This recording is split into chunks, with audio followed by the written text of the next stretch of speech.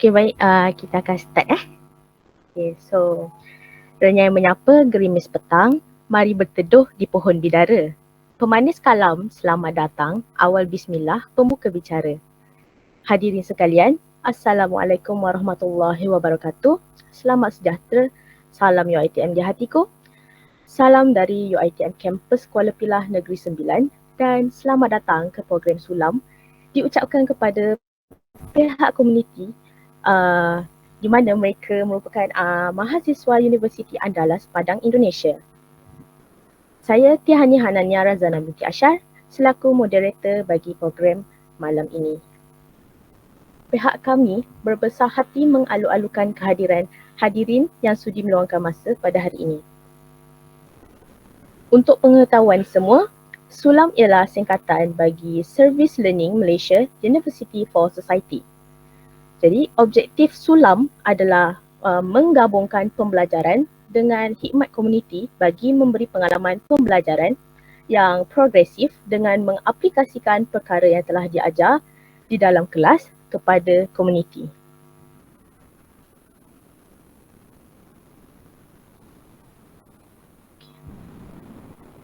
So,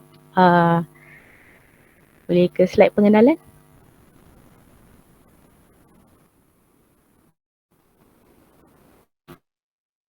Okay, so sebelum kita memulakan kami punya memperkenalkan kami punya produk Kakako, so jadi kami akan memperkenalkan dulu UiTM. So jadi pada dasarnya UiTM adalah Universiti Teknologi Mara Malaysia. Okay, so jadinya pada asalnya pada 1956 hingga 1965 dia namanya adalah Dewan Latihan Rida. So penubuhan Dewan Latihan Rida ditubuhkan hasil lawatan ke Sri Lanka daripada Sri Lanka untuk program pembangunan dalam negeri pada tahun 1951. So jadi penubuhan Rida objektifnya adalah untuk membangunkan dan meningkatkan taraf ekonomi masyarakat luar bandar. Okay. Lepas tu Dewan Latihan Rida ni dia mula beroperasi pada bulan November 1956 dan mempunyai beberapa kursus profesional yang ditawarkan oleh badan antarabangsa seperti London Chamber of Commerce, Australian Chartered Secretaries, Australian Society of Accountants dan British Institute of Management.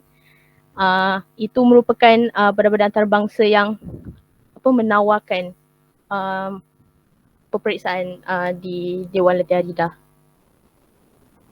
Okay, selepas tu pada tahun 1965 sehingga 1967, Dewan Latihan Rida ditukar nama kepada Maktab Mara.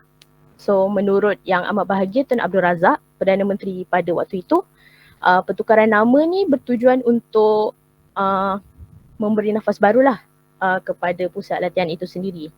So pada tahun 1966, bila British Institute of Management dia telah mansuhkan penawaran peperiksaan jarak jauh atau dipanggil external exam. So College Mara dia telah menjalankan program diploma pengajian perniagaan itu sendiri. So selepas tu program tu dapat pengiktirafan antarabangsa oleh Ealing Technical College of London yang turut menjadi pemeriksa luar.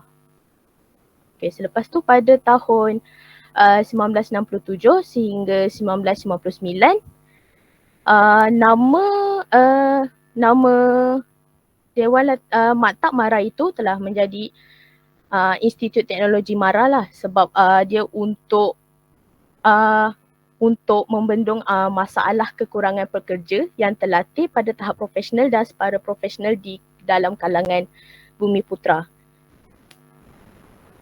Okay, selepas tu pada tahun 1999 iaitu pada 26 Ogos, so Yang Amat Berhormat Perdana Menteri Malaysia pada waktu tu Datuk Seri Dr. Mahathir Mohamad, beliau telah umumkan pertukaran nama ITM itu kepada Universiti Teknologi Mara lah sampai sekarang. So jadi aspirasi UiTM ni adalah untuk menjadi sebuah pusat pengajian tinggi taraf dunia dan serta menjadi universiti terbaik. Okay, next.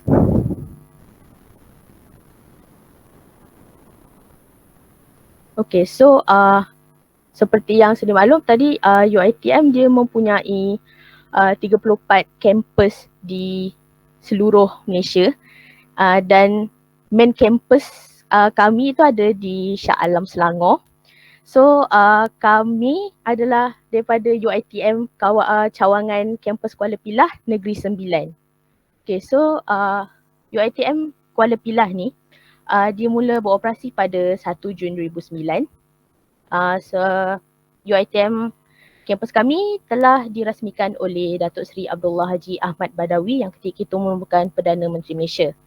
So di dalam kampus kami terdapat 2 fakulti di mana merupakan Fakulti Sains Gunaan dan juga Fakulti Akademi Pengajian Islam Contemporary. So dekat sini ada dia punya senarai-senarai jurusan yang ada di kampus kami. Okay, next.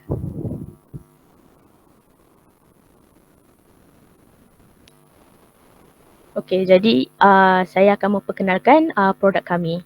Okay, so produk kami ni berkaitan dengan pelembab bibir. So apa itu pelembab bibir? Pelembab bibir ni ataupun lip balm, dia merupakan salah satu produk penjagaan bibir. Okay, so dia punya fungsi dia untuk melindungi dan mengekalkan kelembapan bibir lah selalunya. So macam selalunya bahan-bahan yang digunakan seperti contohnya lilin lebah, camphor, cetyl alkohol, lanolin, paraffin dan petroleum. Next.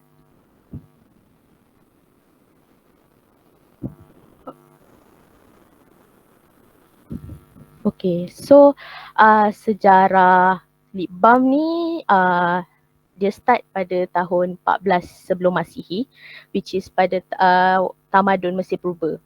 So pada tamadun Mesir Purba ni selalunya mereka akan menggunakan pelembab bibir yang daripada lilin lebah, minyak zaitun, lemak haiwan, daripada benda-benda yang organik lah dan mudah didapati. Okay, selepas tu pada tahun 1870, Robert Chisbro ni dia adalah salah seorang saintis lah. Lepas tu dia dah patentkan formulasi yang gunakan petroleum, which is nama dia dulu adalah Wonder Jelly. So sekarang ni orang lebih kenal dia Vaseline. Okay, lepas tu pada tahun 1900 dia macam bahan-bahan yang macam yuzu, minyak camellia, teh, dia benda-benda yang aromatik, dia digunakan untuk rawat bibir kering lah dan ditambah dalam ingredient tu selalunya untuk merawat bibir kering lah sebab dia ada mengandungi asid lemak. So asid lemak tu yang dapat lembabkan bibir. Okay, next. Okay, so ni adalah jenis-jenis dan kategori lip balm yang biasa ada dekat pasaran lah. Contohnya yang macam first ni tinted lip balm, kita ada medicated lip balm, SPF dan organic. Okay.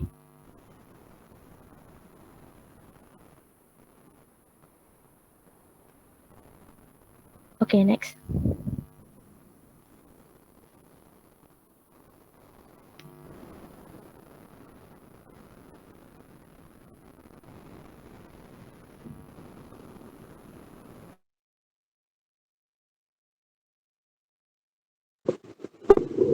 So, nama saya adalah Audrey Sarah Brandon. Jadi, saya akan menyampaikan tentang kaedah, iaitu kaedah pemprosesan buah koko untuk menghasilkan kakao lip balm, iaitu produk kita orang.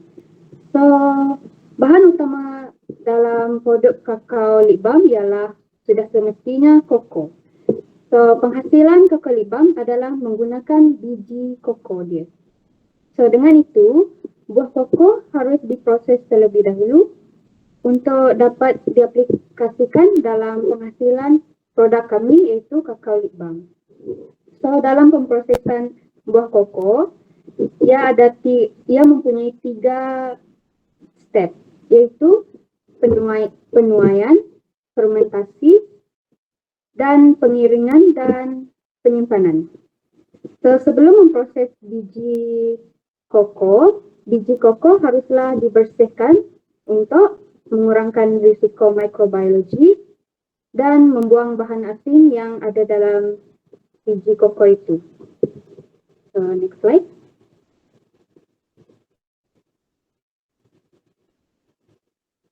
So, seperti yang saya katakan tadi, ini adalah 3 step utama untuk memproses biji koko. So, first, apa yang kita kena buat ialah kita mesti memisahkan buah koko yang masak daripada pokoknya. Buah koko harus dituai secara manual menggunakan pisau special seperti parang. Sebiji buah koko yang besar tu, dalam dia ada 25 hingga 40 biji koko yang kecil. So, buah-buah koko yang dituai akan disimpan di tempat yang sesuai selama 1 minggu untuk proses pembelahan bagi mengeluarkan biji-biji koko yang basah tadi. So, kita akan proceed untuk proses fermentasinya pula. So, fermentasi bermula 24 jam selepas pembukaan buah koko dan ia mengambil masa 5 hari untuk fermentasi.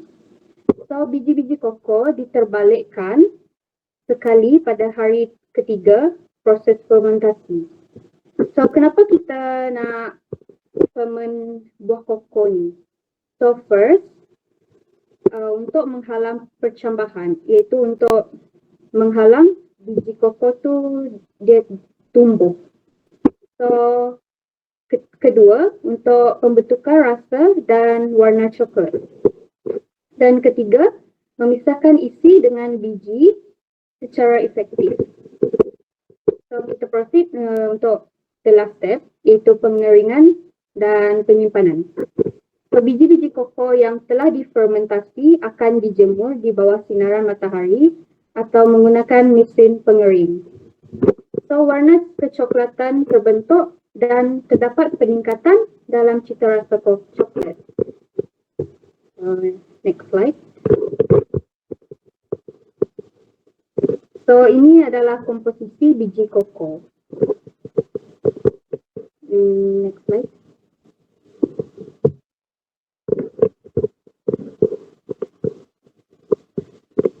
So, ini ialah prosedur kita orang buat kita orang punya produk kakao lip balm. So, bahan utama dalam kakao lip balm ada yang tersenarai di sini.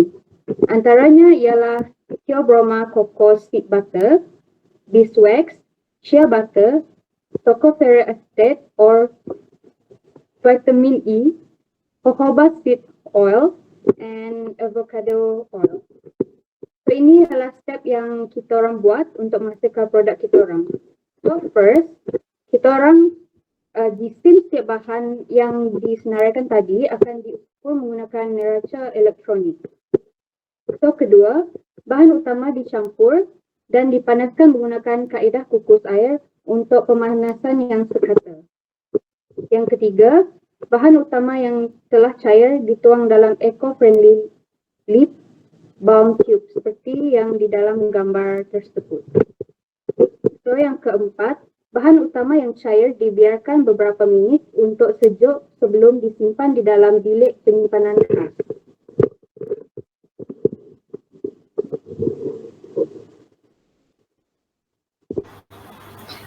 Okey, yang seterusnya ialah aplikasi dan kegunaan produk.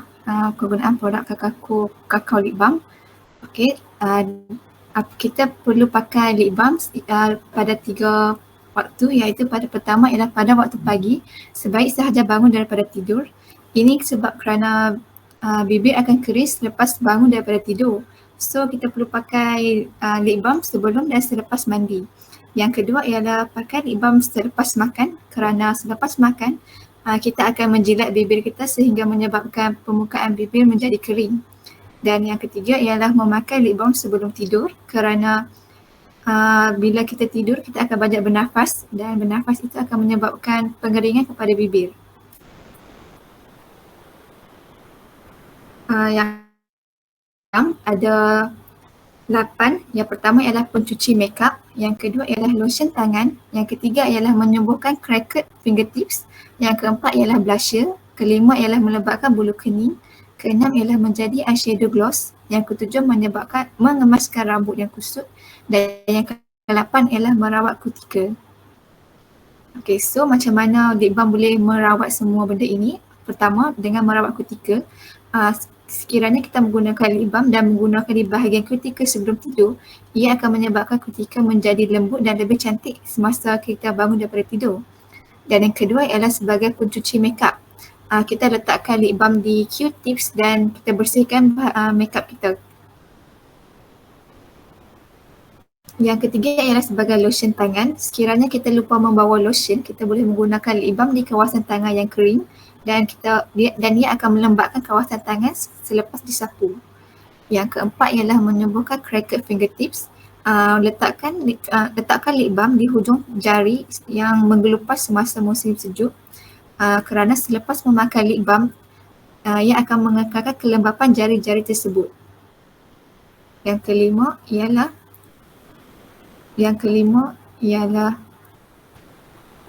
sebagai blusher. Sekiranya lip balm itu mengandungi color, kita boleh letakkan di tulang pipi kerana ia akan menyerikan kulit yang kusam kerana lip balm memberi kesan glowing dan kemerah-merahan. Dan yang keenam ialah melebatkan bulu kening. Sekiranya kita meletakkan lip balm di bahagian kening dan bulu mata, ia akan mengemaskan dan melebatkan bulu kening kita. Yang ketujuh ialah sebagai eyeshadow gloss. Kita mencampurkan sedikit lip balm dengan eyeshadow untuk menjadikannya lebih gloss dan kita boleh meletakkan di mata kita untuk mendapatkan dewy makeup. Dan yang terakhir ialah mengemaskan rambut kusut. Meletakkan lip balm di bahagian anak-anak rambut sekiranya anak-anak rambut kusut kerana ia akan mengemaskan anak-anak rambut. Di sini kita dapat melihat contoh-contohnya seperti di anak rambut, di eyeshadow, di bahagian mata, tulang pipi, dan di sini seperti yang diterangkan tadi. Dan sekian, terima kasih.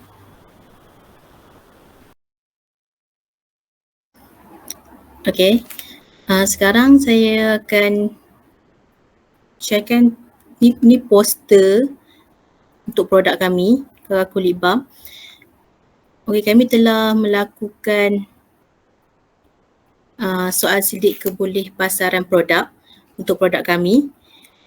Seramai 62 responden telah kami terima dari pelbagai negeri di Malaysia. Okay. Sebahagian besar daripada responden menggunakan lip balm dalam kehidupan seharian mereka. Dan antara jenama yang paling banyak digunakan adalah Nivea dan Vaseline. Okay, majoriti responden mengetahui tentang kebaikan koko kepada bibir, namun hanya sebilangan kecil yang menggunakan koko lip balm ini. Okay, berdasarkan soal selidik ini, kami mendapati bahawa majoriti besar berminat untuk menggunakan dan membeli produk kami, Kakaku Lip Balm, yang berasaskan koko. Dan daripada soal selidik ini, kami telah mengenal pasti jumlah harga yang sesuai bagi produk Kakaku Lip Balm kami untuk 4 gram, iaitu RM10 hingga 12. Okey. Seterusnya kaedah pemasaran produk kami. Untuk kaedah pemasaran produk kami telah menggunakan 2 platform media sosial, iaitu Instagram dan TikTok. Okay, untuk Instagram kakaku.my dan untuk TikTok kakaku.my juga. Okey, itu dia. Seterusnya ini ialah kos penjualan produk. Terdapat beberapa bahan yang digunakan untuk menghasilkan produk Kakaku Lip Balm. Antaranya ialah serbuk koko, Big Wax White Comestic Grade for Lips, Kakaku Butter Lip Balm, Period Electric, Aluminium Foil Cup, air, sudu kecil, bekas lip balm mesra alam dan kotak. Terdapat unit atau saiz, harga untuk seunit produk ini dan kuantiti dan harga untuk menghasilkan dan memproses 40 unit produk Kakako Lip Balm. Harga keseluruhan bahan yang digunakan atau harga kasar ialah RM282.90 Malaysia untuk 40 unit bersamaan dengan RM936,111 dan harga seunit kos RM7 Malaysia bersamaan dengan RM23,395. Harga jualan untuk produk ini ialah RM12 Malaysia bersamaan dengan RM39,788. Keuntungan untuk produk yang kami dapat ialah RM4.93 Malaysia bersamaan dengan RM16,313.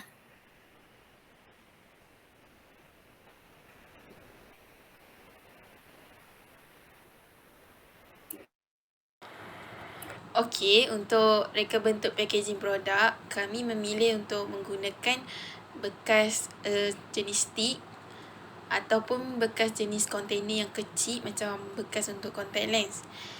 Sebab itu lebih mudah untuk lip balm yang jenis DIY.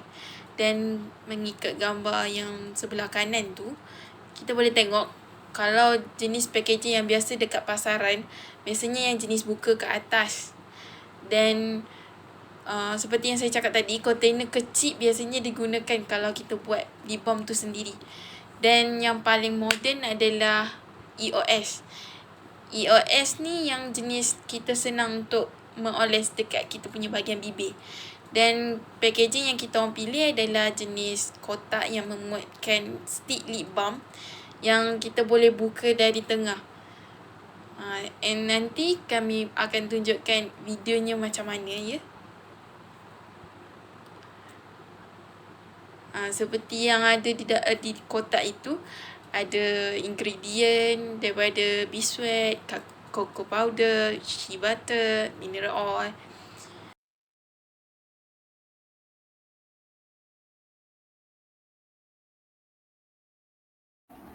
Nampak tak? Nampak ya? Sorry.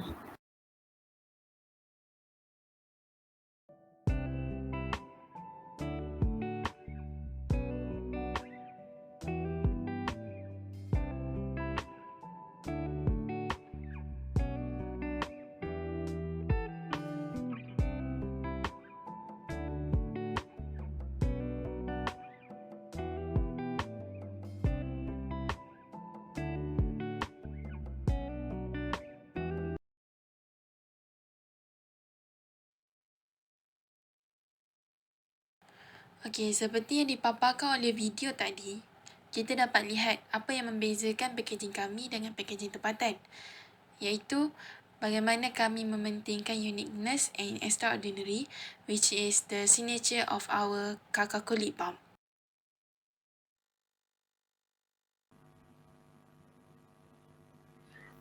Okay, so penerangan daripada pihak kami dah siap. So ada apa-apa pertanyaan ke? Kami open question and answer.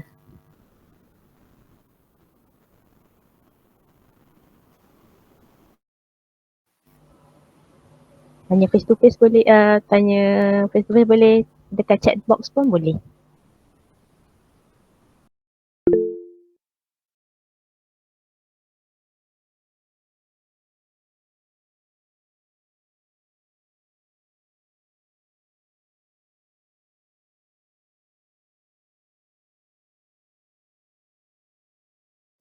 Untuk yang jawab soalan yang lip balm untuk blusher tu, sebab kami menggunakan kakao koko lip balm, kami menggunakan bahan-bahan yang simple. So sebagai seorang yang mempunyai kulit sensitif, saya rasa macam boleh guna untuk kulit sensitif dan tidak menyebabkan radang, tapi dia bergantung kepada individu tu.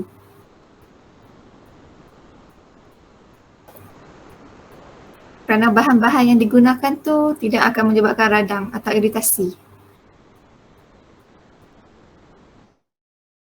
Sebab mostly bahan-bahan yang kita orang guna tadi, bahan-bahan yang semula jadi. So, it would be fine.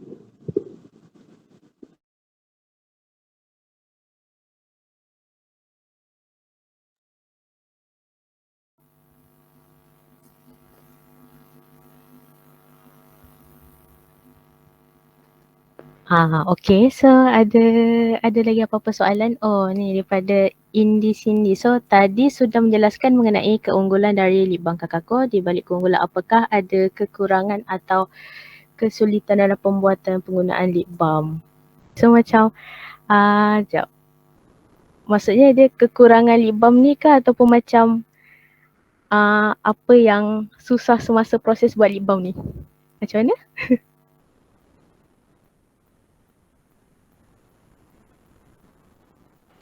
Kalau ikut proses pembuatan lip balm ni, dia tak susah mana. Sebab buat lip balm ni kita hanya perlukan 4 bahan asas. Dan most of bahan dia tu kita boleh dapat dekat market.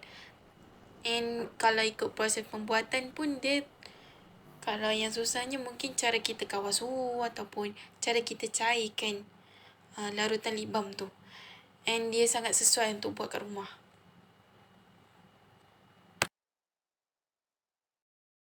Okay, so ada lagi soalan. So macam apa kalau adakah ada tak kekurangan penggunaan lip balm ni?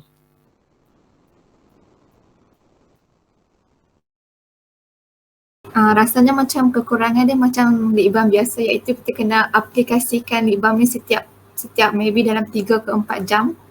Sebab kan sekarang kan cuaca makin panas, so kekurangan dia memang kita kena apply setiap masa sebab moisture dia tu tak tahan lama.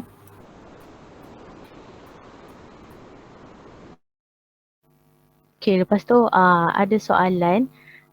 Kalau untuk macam distribution selain daripada media sosial, ada medium lain ke? Macam tu. Maksudnya ada tak medium lain selain media sosial untuk nak lebih orang kata lebih banyaklah promosi tu.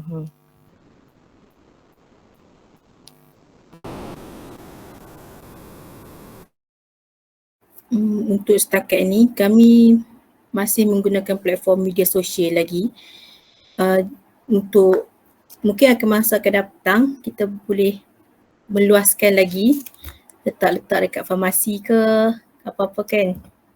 Tapi untuk masa sekarang memang melalui media sosial lagi sebab benda ni baru untuk kita keluarkan kan. Okay, lepas tu ada lagi soalan. Dia punya tahan lama untuk lip balm ni berapa lama? Berapa lama lip balm ni boleh tahan?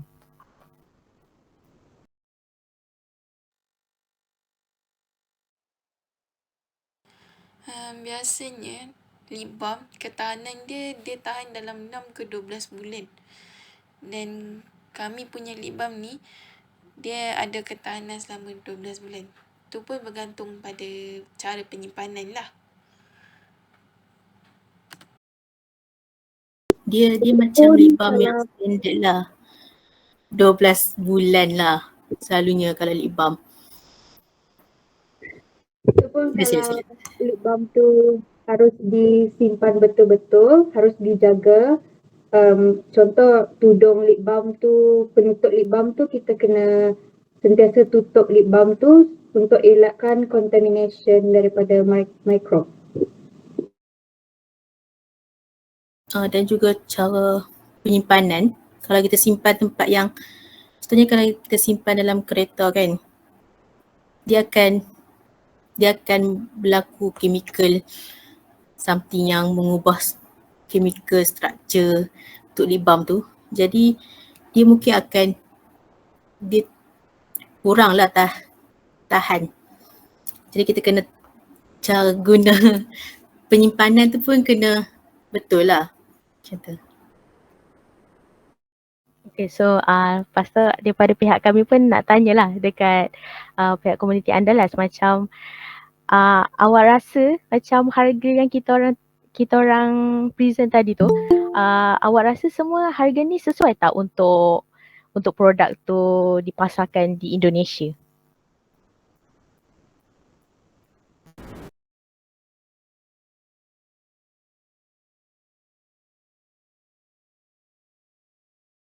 Untuk satu lip balm 4 gram, kami punya jual harga dalam 10 ke 12. 10 ke 12 ringgit Malaysia. 4 gram. Kalau dekat negara Indonesia, lip balm biasanya jual berapa rupiah? So ada yang dah jawab, so selalunya RM20,000 rupiah lebih lah. Biasanya tergantung pada dia punya brand. So around berapa? Around RM6 something lah. Okay.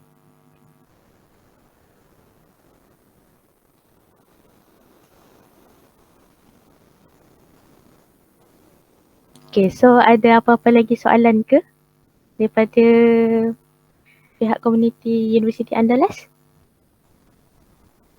Ada?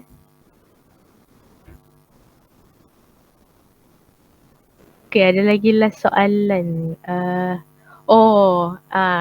So selalunya kalau dekat Malaysia ni dia punya drugstore ataupun macam kedai yang selalu jual barang-barang yang kosmetik ni, selalunya macam kita orang moto nak jenama brand dia Watson. So kalau macam dekat Indonesia, kedai apa yang selalu jual produk-produk kosmetik ni?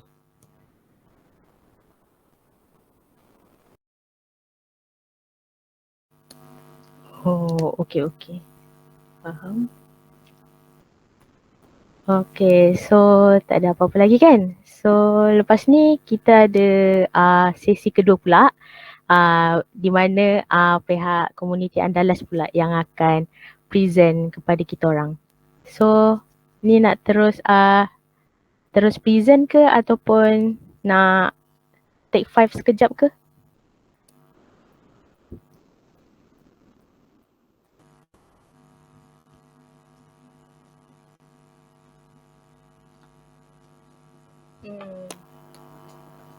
Okay. So pihak komuniti Andalas boleh get ready untuk nak present. Terima kasih.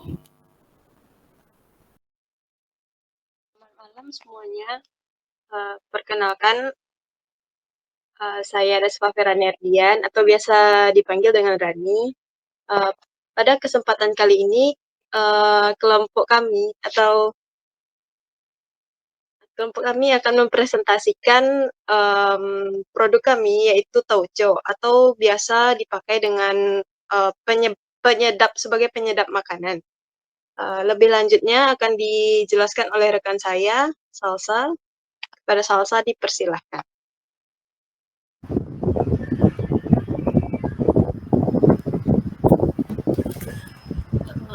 Oke, sebelumnya perkenalkan saya Salsa Bila Putri Hanifah, biasa dipanggil Salsa. Sebelum masuk ke materi, saya akan memperkenalkan Universitas Andalas terlebih dahulu. Sebelumnya, Universitas Andalas adalah perguruan tinggi negeri Indonesia yang terletak di Kota Padang, yaitu di Provinsi Sumatera Barat, Pulau Sumatera. Universitas Andalas diresmikan pada tanggal 13 September 1956 oleh Wakil Presiden, yaitu Dr. Muhammad Hatta.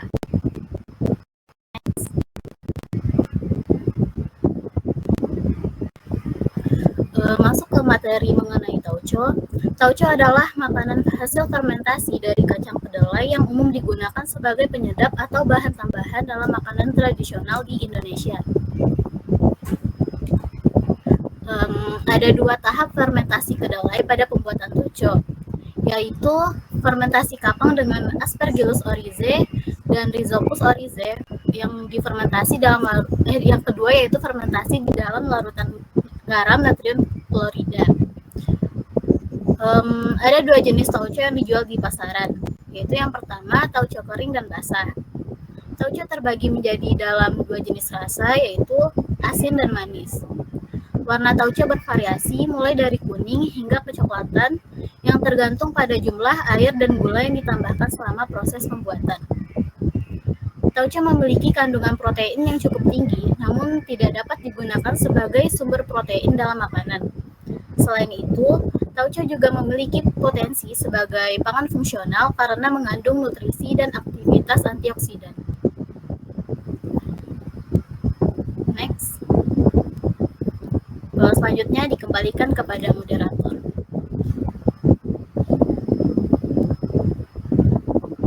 Terima kasih kepada Salsa. Selanjutnya kami akan menjelaskan bagaimana membuat tauco yang lebih lanjutnya akan dijelaskan oleh Novita. Kepada Novita dipersilahkan.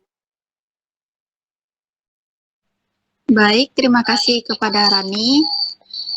Baik, saya akan menjelaskan tentang bagaimana pembuatan tauco. Yang pertama itu, pilih biji kedelai yang baik dengan memisahkannya dari benda asing. Kemudian, cuci kacang kedelai hingga bersih dan rendam selama 24 jam. Oke, next. Setelah 24 jam, buang air rendaman dan cuci kembali kacang kedelai dan pisahkan kulit ari dari kacang kedelai. Rebus kacang kedelai dengan air yang mendidih selama 20 menit, lalu kemudian didinginkan dan sungrai campuran tepung beras dan tepung ketan hingga sedikit kecoklatan, lalu kemudian tambahkan ragi dan juga aduk dengan rata. Letakkan kacang kedelai di atas nampan, lalu taburkan campuran ragi dan sungrai tepung dan aduk hingga rata. Kemudian, tutup kacang kedelai menggunakan kain dan diamkan selama 3 hari. Kacang kedelai akan ditumbuhi jamur, lalu dipisah-pisahkan dan dijemur selama 2 jam hingga sedikit kering. Di mana kacang kedelai itu kemudian diaduk dengan campuran air dan garam setengah sendok makan, lalu kemudian didiamkan selama 5 hari. Setelah didiamkan, masak kacang kedelai bersama campuran air dan garam hingga mendidih dan tidak mengeluarkan buih.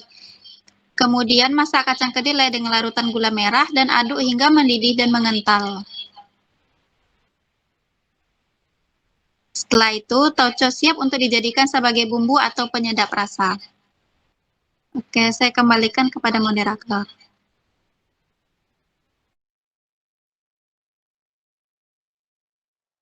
Terima kasih kepada Novita. Tauco ini juga memiliki keunggulan dan juga kelemahannya, di mana yang lebih lanjut akan dijelaskan oleh Cindy. Pada Cindy dipersilakan. Baiklah, adapun keunggulan dari tauco yaitu melibatkan proses alami pembentukan rasa kompleks dan aroma yang khas. Kemudian, tauco dapat meningkatkan kandungan nutrisi seperti asam amino dan enzim.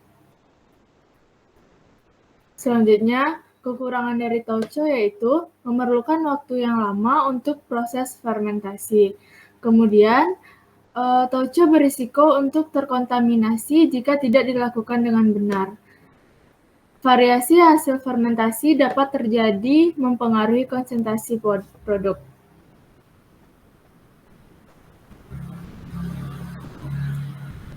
Selanjutnya, saya kembalikan kepada moderator.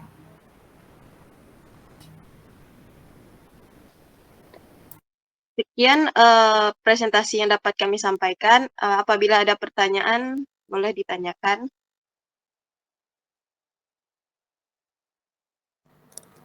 Nak tanya, tauco ni macam kacang panggang ke? Sebab rupa dia macam kacang panggang.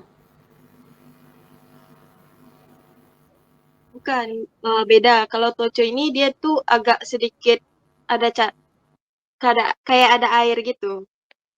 Jadi dia tuh nggak kering.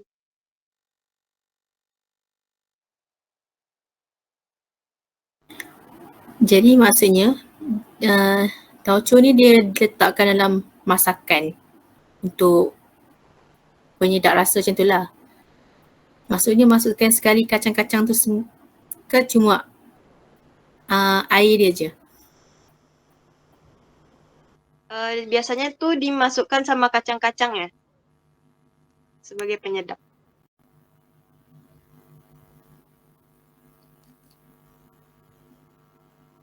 Okay, lepas tu nak tanya, kalau macam kisaran harga yang selalu dijual dekat pasaran tu selalunya berapa rupiah? Biasanya tuh tergantung merek, ada yang per kilo atau pakai plastik-plastik, ada pula yang botol. Biasanya yang botolan itu harganya sekitar Rp25.000. Kalau yang plastikan itu tergantung orang yang menjual di pasar.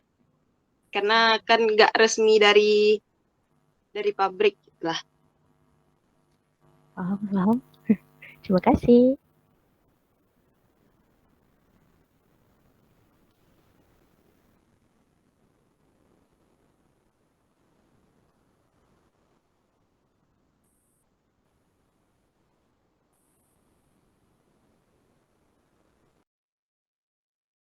Perisa maksudnya ini bagaimana?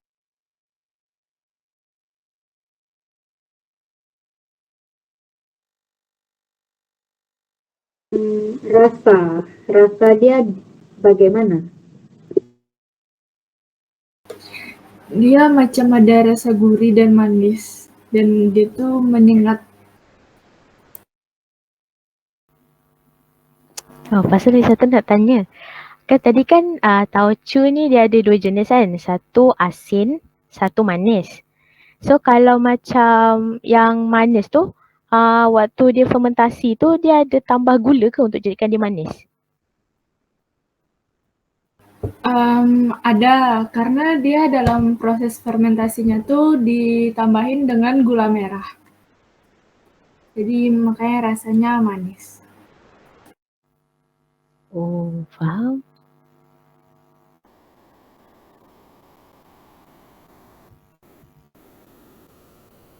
Lepas tu ingin bertanya, kalau tauco ni kan kalian buat untuk masakan jenis apa? Contoh ikan masak apa? Or ayam?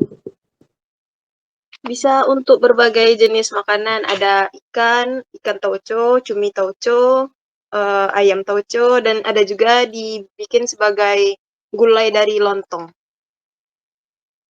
Nak tanya, saya yang ini tauco ni dia pembuatan dia berapa hari selalunya? Maksudnya dia ferment berapa lama? Biasanya itu kurang lebih seminggu, dengan fermentasinya itu sekitar 5 harian. Apakah masih ada pertanyaan atau masukan? Okay, last. Ni apa, selalu kalau macam di Indonesia, selalunya orang lebih suka yang masin ke ataupun yang manis? Sebab selalunya kalau macam di negeri saya, di Johor itu selalunya mostly suka yang masin. So kalau dekat sana macam mana pula? Kalau orang-orang di sini biasanya tuh lebih suka ke asin dan pedas. Faham. Okay, so itu je lah soalan daripada kami. Okay, baik. So para hadirin sekalian, kita telah pun berada di hujung acara. Kuning emas masaknya padi, mawar merah dalam jambangan. Terima kasih daun keladi, budi tuan jadi kenangan. Tuai padi antara nampak, esok jangan layu-layuan. Intai kami antara nampak, esok jangan rindu-rinduan.